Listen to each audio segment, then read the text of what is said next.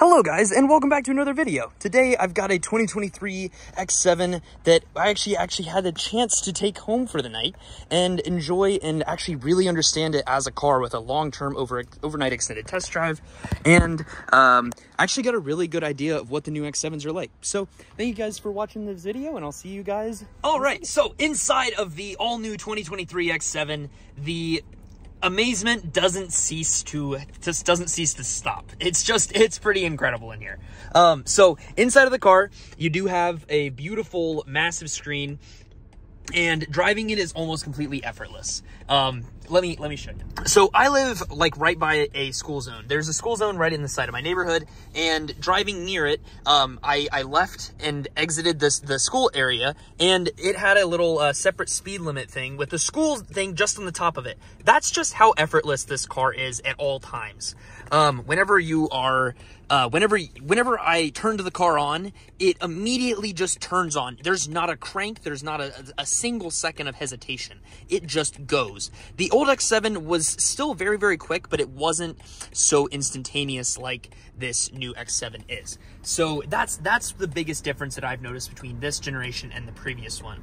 What also is really cool is the headlights at night are very, very, very, very descript. They cut around the corners before you get to them, and whenever you're coming up to them, it's just the car already knows what you're going to be doing. The proximity based key works exponentially better than it did before as well. It only works whenever you're like directly by the car. However, you have to be going for the handle for it to actually realize. The car is so in tune with like safety, what its driver wants, and then what BMW wants you to experience while you're driving this car. The biggest difference as far as the power goes, they did have an incremental power bump on the LCI X7. So the previous one was 335 horsepower. This one is now making 375 horsepower. The biggest difference that you're going to notice between them as far as power goes is that it's really just more of a smooth power band.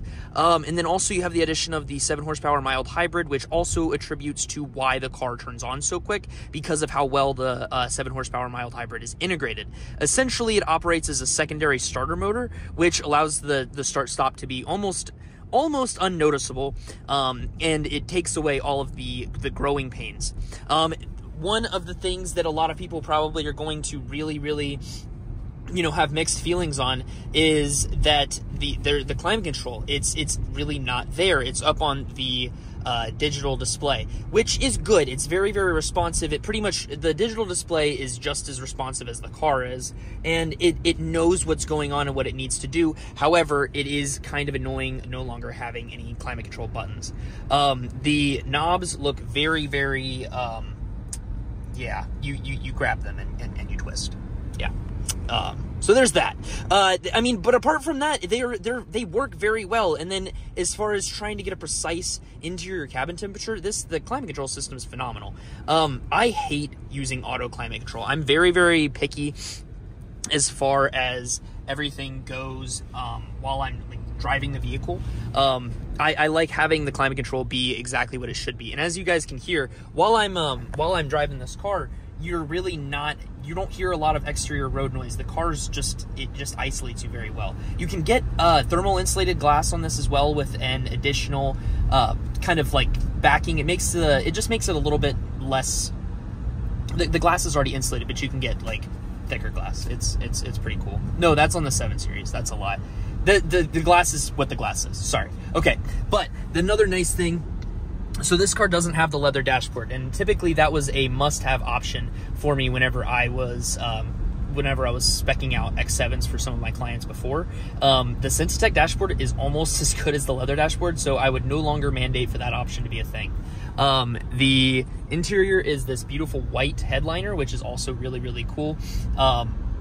And I think as long as you don't have kids, which BMW didn't really think about that, the white headliner is going to be cool. But I've seen time and time again, whenever people have kids and stuff like that, that the white headliner can be a bit of a thing. The audio system in this car, this Harman Kardon audio system, I don't know what they changed, but it is absolutely phenomenal. It is the best interior audio system I've ever heard.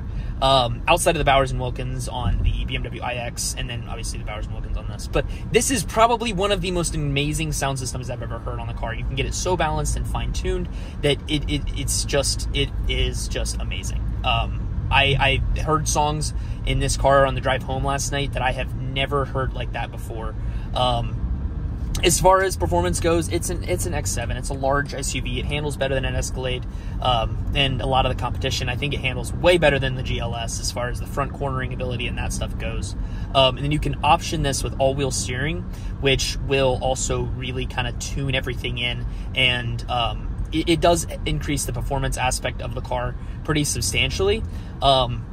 It's not a performance car. It's 375 horsepower. It's a very, very smooth powertrain, and the car is very good at being smooth. It's got a massive back end area. If you've got kids, this is the car to get. You know, they did increase the price on these things substantially. I think it was $78,000 was the base price before. Yeah, I mean, the base price is generally, it's kind of close. I think it went from, it increased about $13,000 on a well-equipped one. I don't do a lot of base model X7s. I do a lot of loaded out ones. This car probably, as equipped, would have been about $82,000 the year prior. This one, as equipped, I think is $88,000. So it depends on the option. I know that's a rough estimation. However, it's just gotten a little bit more expensive, but the equipment is monstrously better. You can actually set up your iPhone to be used as a digital key on this car, so you just walk up to it with a wallet app out, and the car is just going to know what it needs to do. It's just going to turn on. Your driver profile is going to be logged into. You can start the car from your phone. You don't need a key anymore, which is really cool. The new keys are also very, very attractive. They have like this nice piano black finish. I'll show you guys that when we are back at the dealership. But you know, everything about this car is really, really cool. Another thing they changed on the steering wheel, they added this nice, beautiful leather wrap down here at the bottom. It used to be like mostly just exposed aluminum. There was a little bit more aluminum down there, and it feels a little bit more premium. Anything soft touch you can add in a car is generally always a pretty good vibe. And then these are not leather seats in this thing. X7s before pretty much were a must-have. You had to get leather seats. You could get Sensatec, but it was just, why the hell would you put Sensatec in an X7? This is the new Sensafin material. And not to give you guys like an over-the-top analysis of it, but if you get the multi-contour seats on this thing, dude, Sensatec seats are all you need. They are absolutely phenomenal. I absolutely love this car. This is probably going to be the day that I do the iDrive 8 thing, but it's not going to be in this video. I'll run through an iDrive 8 thing, or I might just make a bunch of shorts about it. But the system works incredibly well. If you've got your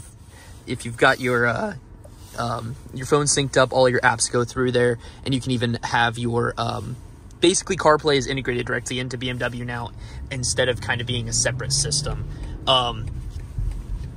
Windshield wipers, sunroof, that's all the same from the previous generation.